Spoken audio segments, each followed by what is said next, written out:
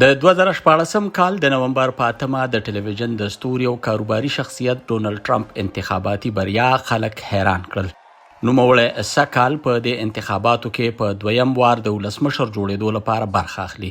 د ریپبلیکن ګوند د امیدوار په حیث د ټرمپ مقابله د ډیموکرېټ ګوند له ولسمشریز امیدوار جوبایډن سره ده. په ژوند کې په اول وار د سیاسي چوکۍ لپاره امیدوار شوم او د امریکا ولسمشر جوړ شوم. که تاسو رای واچول لپاره ووځئ نو زه هیله لرم چې په دویم وار به هم بریالی کیږم. به وګورئ چې دا انتخابات به د امریکا په سیاست کې یو نوی باب پرانیزي. په امریکا کې د 2020 کال ولسمشریز انتخابات له پخوانیو فرق لري، ځکه چې سږ کال دا هیواد له کرونا وبا، ولسي ناارامۍ او اقتصادي بحران سره مخ دی. خو یوه خبره چې په تیرو 160 کلونو کې نه ده بدله شوې، هغه دا ده چې سږ کال هم د دوو لویو ګوندونو یعنې ډیموکرېټ او ریپبلیکن ترمنځ سخته مقابله ده. وخت په وخت د بیلابیلو وړو ګوندونو امیدوارانو هم په ولسمشریز انتخاباتو کې برخه اخیستې، خو ډیر کم ووټونه یې ترلاسه کړي دي.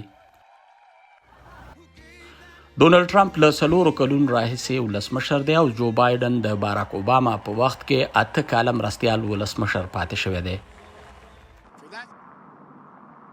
دا انتخابات به د کرونا وبا له وجې اغیزمن کیږي او یو شمېر چارواکي غوښتنه کوي چې د وبا مخنیوي په خاطر د رایو اچولو په مرکزونو کې د ګاڼې نه بچ کېدو لپاره د ډاک په ذریعه ووټونه اچول پکار دي.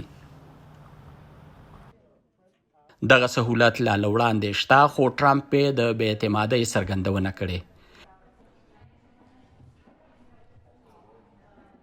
که څه هم د ډاک په ذریعه د ووټونو په اچولو کې تر اوسه د درغلیو ډېرې کمې پیښې ریپورټ شوي، خو له دې سره به د ووټونو اچولو لړۍ نه یوازې ډېر وخت واخلي، بلکې د نتیجو قانوني حیثیت به هم تر پوښتنو لاندې راځي.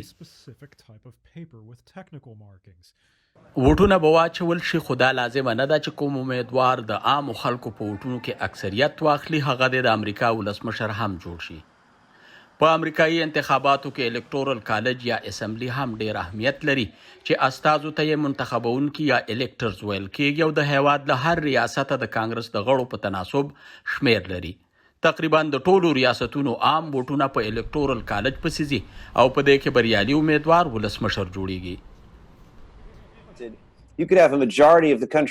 په عامو انتخاباتو کې به یو امیدوار ډېرې رای واخلي او بل کمې، خو ممکنه ده چې د کمو رایو اخیستونکي بریالی شي، لکه په 2014 کال کې چې ډونلډ ټرمپ او په 2000 کال کې چې جورج ډبلیو بوش ولسمشر شو.